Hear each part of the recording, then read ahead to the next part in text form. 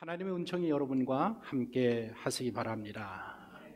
영어권 사회에선 누가 재치기라도 하면 당장 옆에 있는 사람이 God bless you 인사를 합니다. 하나님의 은총이 함께 하시기를 바랍니다 라는 그런 뜻입니다. God bless you로 인사하는 사람은 하나님을 믿는 사람들입니다. 하나님을 믿지 않는 사람들은 앞에 가짜를 떼어내고 그냥 bless you 합니다. 그러니까 당신에게 축복이 함께 하시기를 바랍니다 라는 그런 뜻입니다. 이 God bless you로 인사하게 된 역사가 있습니다. 그레고리 1세 교황에 올랐을 때에 오늘날처럼 전염병이 돌아서 많은 사람들이 희생을 당하고 말았습니다.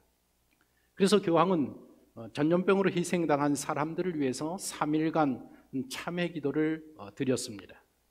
그리고 전염병에 걸려 죽어가는 사람들이 다시 살아나기를 바라는 그런 의미에서 모든 사람들에게 God bless you 할 것을 명령을 했습니다. 전염병에서 속히 회복되기를 바라는 마음에서 God bless you라고 인사를 했던 것입니다. 이때로부터 God bless you가 인사가 되었습니다. 그런데 이제 전염병이 다 지나간 후에도 사람들이 습관이 되어서 사람들을 만나면 이렇게 God bless you로 재채기만 해도 인사를 하게 되었다라는 것입니다.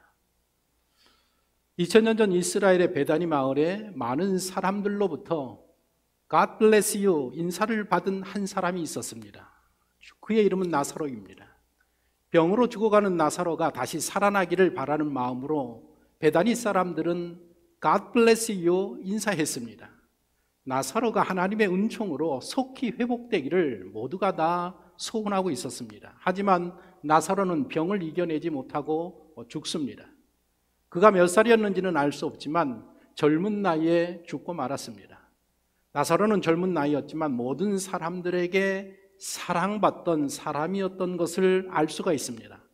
마을 사람들 보십시오. 그가 병들었으니까 속히 하나님의 은혜로 회복되기를 바라면서 그런 인사들을 하고 그런 마음을 가졌습니다. 마르다와 마리아의 증언을 통해서도 알 수 있습니다. 나사로는 예수님이 사랑하는 그런 사람이었다라고 두 자매가 이야기합니다. 나사로의 위중함을 알릴 때 이렇게 자매가 말합니다. 주여 보시옵소서 사랑하시는 자가 병들었나이다. 나사로는 예수님이 아끼고 사랑하는 사람이었습니다. 여기서 사랑하시는 자의 원어는 필레오를 씁니다. 그러니까 예수님께서 나사로를 친구처럼 사랑하고 계셨다라는 것을 두 자매는 그렇게 알았다라는 것입니다. 그리고 예수님의 제자 요한도 증언하고 있습니다. 예수께서 본래 마르다와 그 동생 나사로를 사랑하시더니 제자 요한이 따라다니면서 보니까 예수님께서 이 나사로와 이들 자매들을 사랑했다라는 것입니다. 그런데 여기서 사랑의 단어의 원어는 아가페라는 단어를 쓰고 있습니다. 마르다와 마리아가 생각하는 것처럼 친구처럼 사랑하는 게 아니라 부모가 자식을 사랑하는 아가페의 사랑으로 이 나사로를 예수님이 사랑하셨다라고 제자 요한의 눈에는 그렇게 보였단 말입니다. 예수님의 집은 북쪽 갈릴리에 있었습니다. 그런데 갈릴리에 계시다가 예루살렘에 내려오셔서 사역하실 때에는 머무실 때에 보통 이 나사로의 집에 기거하셨단 말입니다. 얼마나 가깝고 지냈는지, 얼마나 사랑했는지를 알 수 있는 대목입니다. 또 나사로의 부고의 소식을 들은 많은 사람들이 조문을 왔습니다. 베다니 마을 사람들뿐만 아니라 예루살렘에서도 찾아왔습니다. 이런 사실들을 비추어 볼 때 나사로는 많은 사람들에게 사랑받는 사람이었음을 알 수 있습니다. 나사로 장례 일정에 나흘째 되는 날 예수님과 제자들이 마을에 나타납니다. 사람들은 예수님의 일행이 조문하러 온 것으로 생각했지만 조문이 아니라 나사로를 살리러 왔습니다. 예수님이 이제 막 마을 어귀에 도착했을 때에 예수님이 오셨다라는 말을 마르다가 듣고 달려나갑니다. 마을 어귀에 들어섰을 때에 많은 동네 사람들이 예수님 일행을 보고 예수님을 둘러쌌습니다. 그래서 예수님 일행이 더 앞으로 나갈 수 없고 그 마을 어귀에서 사람들과 인사를 주고 받고 있었답니다. 그때 한 걸음에 달려온 마르다가 예수님에게 인사하고 하는 첫 마디 말이 이것입니다. 주께서 여기 계셨더라면 내 오라비가 죽지 아니하였겠나이다. 마을 어귀에서 그간 집에서 있었던 그런 모든 장례 일정에 대해서 예수님에게 말씀을 드린 이 마르다가 집으로 돌아갑니다. 많은 조객들이 와 있었기 때문입니다. 집으로 돌아온 마르다는 동생 마리아에게 바톤 체인지합니다. 예수님이 마을 어귀에서 너를 찾는다. 그 말을 들은 마리아도 자리에서 일어나 달려나갑니다. 마을 어귀에서 예수님을 만나서 마리아는 예수님의 발 아래 엎드려서 통곡하면서 하는 첫 마디 말이 언니와 똑같습니다. 주께서 여기 계셨더라면 내 오라비가 죽지 아니하였겠나이다. 이들 자매가 예수님을 만나서 가장 먼저 한 말이 주께서 여기 계셨더라면 이었습니다. 그래서 오늘 설교 제목이 주께서 여기 계셨더라면 이라고 잡아보았습니다. 주께서 여기 계셨더라면, 여러분은 이 말을 들을 때에 어떤 생각이 드십니까? 섭섭함, 아쉬움, 미련, 원망, 하소연, 뒤늦은 후회 같은 그런 감정들이 느껴지지 않습니까?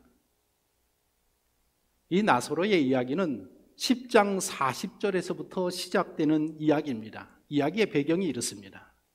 예수님께서 예루살렘 성전 마당에 계십니다. 수전절이라는 명절을 지키기 위해서 계신 겁니다. 수전절에 대해서는 지난주 설교 시간에 잠시 언급을 했습니다. 유다 마카비라는 사람이 시리아의 안티오쿠스 4세와 싸워서 3년 만에 승리를 하고 이스라엘을 독립국가로 세웁니다. 전쟁에 이고 예루살렘으로 들어올 때에 백성들이 종려가지를 흔들면서 환영을 합니다. 이것이 전통이 되어서 예수님께서 예루살렘 입성하실 때에 종려가지를 흔들었다고 했습니다. 예루살렘에 들어온 이 마카비가 가장 먼저 한 일이 무엇인가 하면 지성소로 들어가서 이 안티오쿠스 4세가 세운 제우스 신상을 다 제거하고 희생 제사를 완전히 복원시킵니다. 이 성전을 회복한 날을 기념하는 절기가 수전절입니다. 12월 25일입니다. 예수님께서 성전에서 이 수전절을 지키고 계실 때에 유대인들이 와 몰려와서 예수님을 에워싸고 묻습니다. 당신이 메시아인가? 하나님이 보낸 사람 맞는가? 맞다면 우리에게 확실하게 이야기를 해라. 그래서 예수님께서 대답하십니다. 내가 메시아라고 누차 말하지 아니하였느냐? 그래도 너희가 내 말을 믿지 아니하였다. 그러나 내 양들은 내 음성을 듣고 내 말을 믿는다. 나는 그들에게 영생을 주노라. 그러시면서 하시는 말씀이 나와 아버지는 하나이니라. 이 말을 들은 유대인들이 신성을 모독한다면서 돌을 들어서 예수님을 죽이려고 합니다.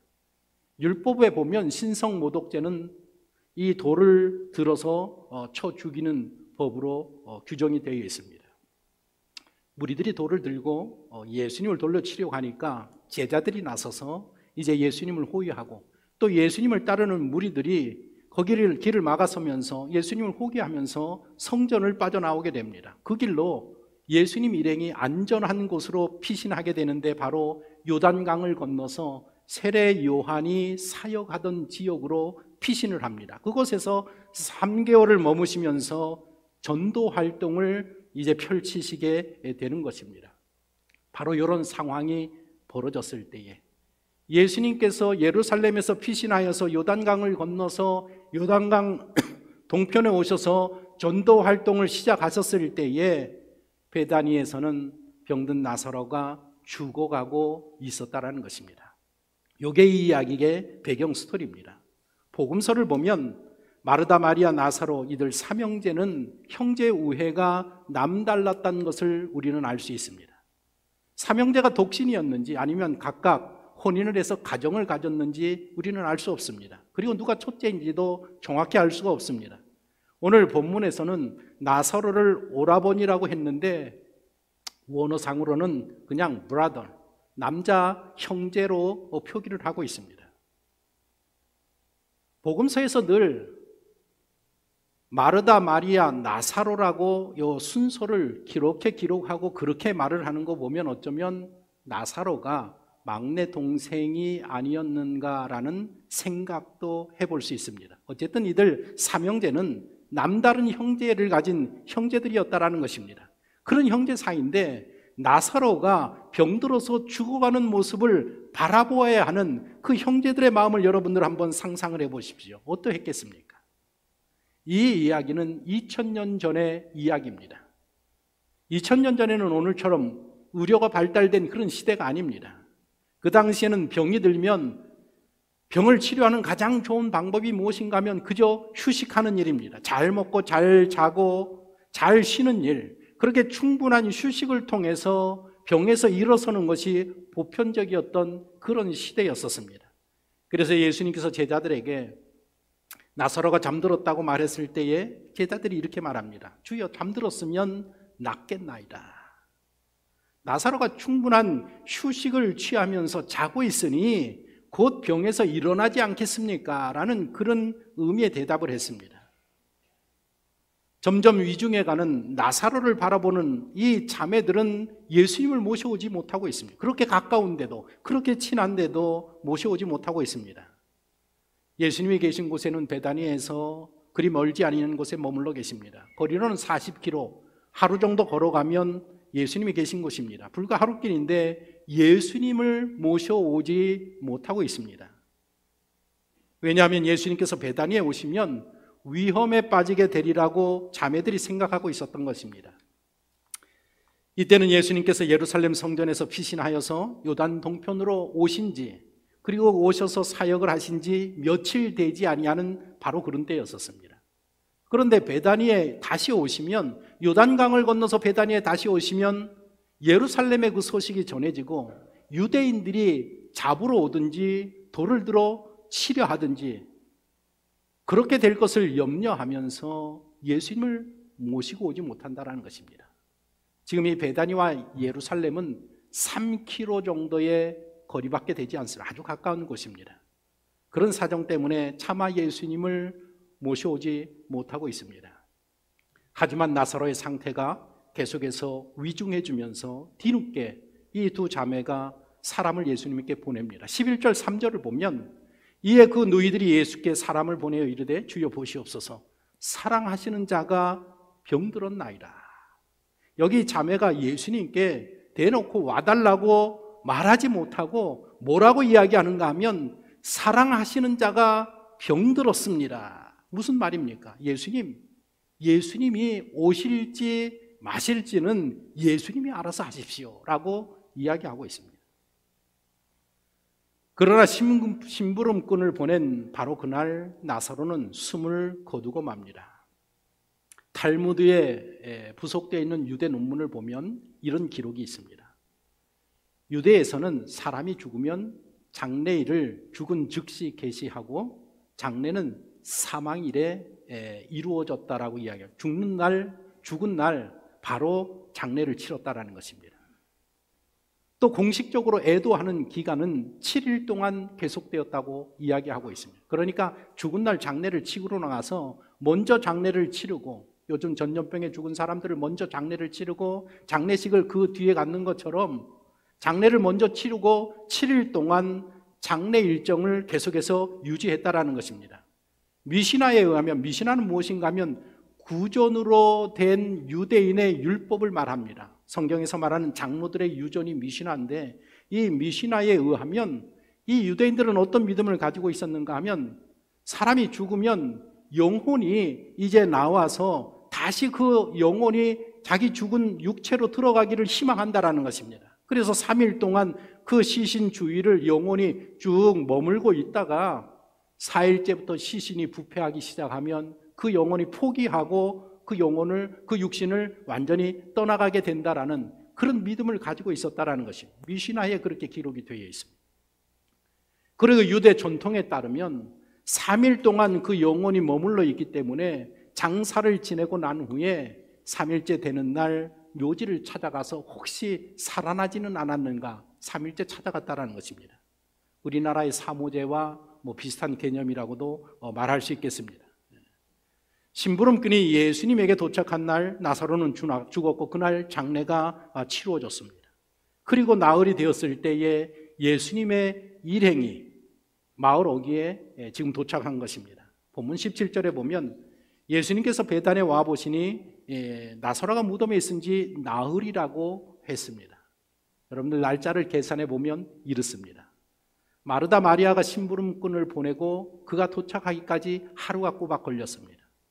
심부름꾼을 만난 예수님이 이틀을 더 머무셨다라고 했습니다. 그리고 이틀 후에 예수님이 제자들과 베다니로 가기까지 또 하루가 걸렸습니다. 그러니까 총 4일이 지난 나흘째 되는 날 도착하셨다라는 것입니다. 저는 성경을 읽고 설교를 준비하면서 무슨 생각을 했는가 하면 예수님께서 4일을 맞추셨구나, 4일을 맞추신 것이 아닌가라는 생각을 해보았습니다. 유대인들은 장례식 후에 3일 후에 묘지를 찾아가서 살아있는지를 확인했다고 했고, 죽은 사람의 영혼이 3일 동안은 시신 주위에 머물다가 이제 부패하면 떠났다라고 믿었다라고 기록을 하고 있습니다. 그러니까 죽은 지 사흘째가 되었다라는 것은 이 죽은 나사로가 다시 살아날 가능성이 전혀 없다라는 그런 이야기입니다. 예수님은 아마도 그 날짜를 계산하시면서 요단 동편에 이틀을 더 머무신 후에 사흘째에 도착하신 것이 아닌가라는 생각을 제가 한번 해보았습니다. 예수님께서 사흘 만에 도착하셨습니다. 그리고 이미 나사로의 장례를 마치고 조문객을 받느라 분주한 마르다와 마리아입니다. 이들이 각각 마을 어귀에서 따로 예수님을 만났지만 예수님에게 한 첫 마디는 동일했습니다. 주께서 여기 계셨더라면. 우리는 예수님과 마르다의 대화를 통해서 마르다의 신앙을 가늠해 볼 수 있습니다. 예수님과 마리아의 대화는 기록이 없지만 마르다나 마리아의 신앙이 거의 같다라는 것을 우리는 잘 알고 있습니다. 마르다는 어떤 믿음과 신앙의 소유자였는가? 이런 믿음이 있었습니다. 예수님이 계셨으면 나사로가 죽지 않고 살 수 있었을 것이다 라는 믿음이 있었습니다. 예수님은 하나님으로부터 구하는 모든 것들은 다 받는다라고 믿었습니다. 그리고 마지막 날 죽은 사람이 부활할 것을 믿었다고 했습니다. 이 부활의 믿음은 마르다나 마리아뿐만 아니라 그 당시에 경건한 신앙의 소유자인 유대인들은 부활의 신앙을 가지고 있었습니다. 그 부활의 신앙을 어떻게 가지게 되었느냐? 다니엘서 12장 2절을 통해서입니다. 땅의 티끌 가운데에서 자는 자 중에서 많은 사람이 깨어나 영생을 받는 자도 있겠고, 이 말씀에 근거하여서 그들 경건한 신앙의 소유자들은 부활 신앙을 가지고 있었다라는 것입니다. 대표적인 사람들이 바리새인들 아닙니까? 바리새인들은 다 부활 신앙을 소유하고 있었습니다. 또 마르다는 예수님 앞에서 신앙 고백을 했습니다. 27절에 이르되 주여 그러하외다. 주는 그리스도시요 세상에 오시는 하나님의 아들이신 줄 내가 믿나이다. 어디서 많이 들어본 이야기 아닙니까? 베드로의 신앙 고백입니다. 마르다의 신앙이 예수님과 3년 동안 동고동락한 제자들 베드로, 야고보, 요한의 믿음과 견주어서 부조합이 없는 놀라운 믿음을 마르다가 소유하고 있다는 것입니다. 놀랍지 않습니까? 이런 믿음을 어떻게 소유했겠습니까? 그러니 예수님께서 이들 삼형제를 아끼고 사랑하지 않을 수 있겠습니까? 목사인 저도 믿음 좋은 성도를 보면 그렇게 좋고 사랑스러운데 예수님은 오죽 아시겠습니까? 그러나 그럼에도 불구하고 이런 정말 훌륭한 믿음을 가졌음에도 불구하고 마르다의 신앙은 20% 부족한 신앙이었었다는 것입니다. 100점짜리 온전한 믿음이 아니었었습니다. 예수님은 나사로의 병을 향하여서 죽을 병이 아니라고 말씀하십니다. 하나님의 영광을 위한 병이고 예수님이 영광을 받게 하실 병이고, 그리고 이 병을 통해서 제자들에게 더 큰 믿음을 갖게 하는 병이라고 말씀을 하셨습니다. 나사로의 병은 마르다나 마리아나 제자들의 부족한 20부분을 채워주기 위한 그런 병이라고 예수님을 언급하고 계셨습니다. 그래서 나사로가 죽은 지 나흘 만에 오신 것입니다. 예수님께서 요단 동편에서 베다니까지 오시는 길을 생각을 해보면 이게 쉬운 길이 아닙니다. 험한 길입니다. 요단 동편에서 베다니까지는 40km 하루길이라고 하지 않았습니까? 그리고 이 요단 동편은 지역이 낮고 베다니는 이 감난산 중턱에 있는 그런 마을입니다. 그러니까 고도 차이가 1000m 정도 나는 그런 고도입니다. 이 요단 동편에서 감남산까지는 이 오르막이 서서히 돼서 1000m에 이르는 그런 길을 40km 하룻길을 걸어가야 했다라는 것입니다. 왜 예수님은 이 먼 길을, 하룻길을, 그 멀리 서서히 오르는 오르막길을 걷고 계시는가? 바로 마르다나 마리아나 제자들과 모인 무리들의 그 부족한 믿음, 온전하지 못한 믿음의 분량을 채워주시기 위해서 지금 이곳을 찾아오고 계신다라는 것입니다. 나사로의 죽음을 슬퍼하는 마르다가 예수님께 말했습니다. 주께서 여기 계셨으면 내 오라버니가 죽지 아니하였겠나이다. 그 말을 들은 예수님께서 뭐라 말씀하시는가? 마르다야, 내가 부활이다. 내가 생명이다. 내가 이제 죽은 나사로를 살릴 것이다. 그리고 나서 무덤으로 가자 하시면서 무덤으로 가십니다. 무덤에 도착하셔서 모든 사람들이 보는 앞에서 무덤의 돌문을 열어 제치라고 하십니다. 우리나라 무덤을 생각하시면 안 됩니다. 석회암 바위를 다 깎아서 그 속을 동굴로 만들어서 이제 무덤을 만들고 큰 돌을 동그랗게 굴려서 막아놓는 그런 형태의 무덤 아니었었습니다. 무덤의 돌문을 열라고 하십니다. 바로 이때 마르다가 뭐라고 합니까? 예수님이 계셨으면 나사로가 죽지 아니할 수 있었다라고 믿었던, 그리고 예수님이 기도하면 모든 것을 응답받는다는 믿음을 가졌던, 마지막 날 죽은 사람이 부활할 것이라고 믿었던, 그리고 주는 그리스도시요 살아계신 하나님의 아들이라고 고백했던 바로 믿음의 사람 마리아였었습니다. 그런 믿음의 사람 마르다가 그 대목에서 뭐라고 말씀하시는가? 39절에 이렇게 기록되어 있습니다. 주여, 죽은 지가 나흘이 되었음에 벌써 냄새가 나나이다. 주여, 죽은 지가 나흘이 되었음에 벌써 냄새가 나나이다. 이런 말 아닙니까? 예수님 이거 왜 이러십니까? 이 많은 사람 앞에서 이제 와서 예수님이 하실 수 있는 일은 아무것도 없습니다. 나사로의 시체 썩는 냄새가 여기까지 나고 있지 않습니까? 이 말을 하는 마르다에게 예수님이 하시는 말씀을 들어보십시오. 내 말이 내가 믿으면 하나님의 영광을 보리라 하지 아니하였느냐? 내 말이 내가 믿으면 무슨 말입니까? 마르다가 예수님의 말씀을 믿지 않았다라는 것입니다. 믿지 않고 있다라는 것입니다.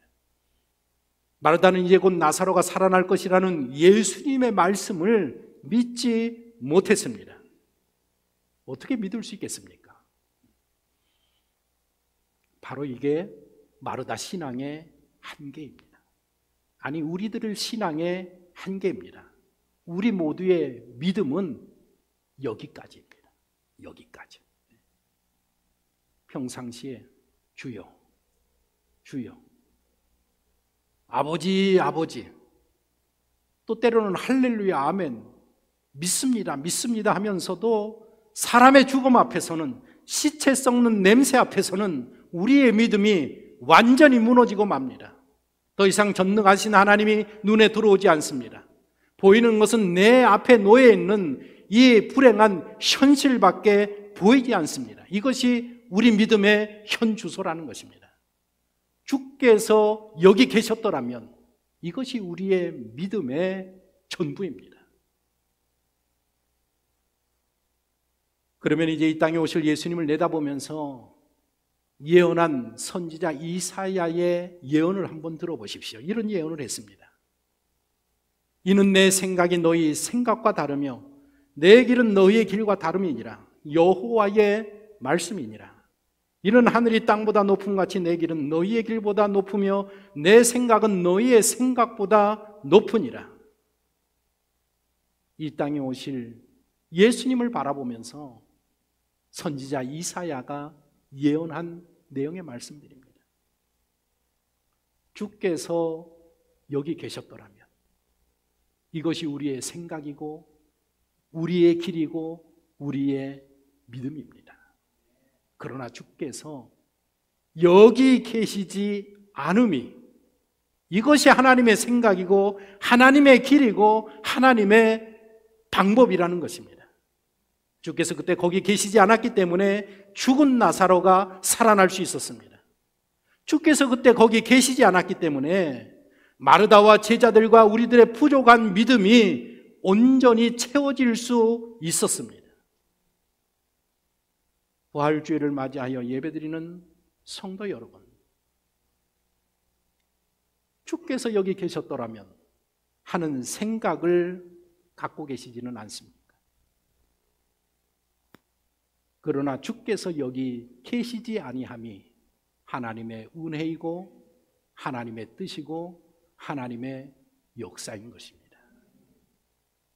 어떤 상황과 형실 속에서도 하나님을 믿고 신뢰하면 하나님의 부활의 역사를 경험하게 될 것입니다. 하나님께서는 그런 현실 속에서 우리의 부족한 믿음을 채워가시는 참 좋으신 하나님이시라는 것입니다. 오늘 이 시간에 우리 잠깐 묵상으로 기도를 잠깐 해보겠습니다. 어려운 현실 속에서 여러분들 이렇게 마르다나 마리아처럼 이야기하고 계시지는 않습니까? 주께서 여기 계셨더라면, 주님이 여기 계시면 이 모든 문제가 해결될 텐데 왜 주님 여기 계시지 않습니까? 우리는 그렇게 이야기하고 있지는 않습니까? 그러나 그렇지 않습니다. 주님은 더 큰 역사를, 부활의 영광을 체험하고 우리의 부족한 믿음을 온전한 믿음으로 만들어 주시기 위하여서 주님이 시간을 늦추고 계시는 것입니다.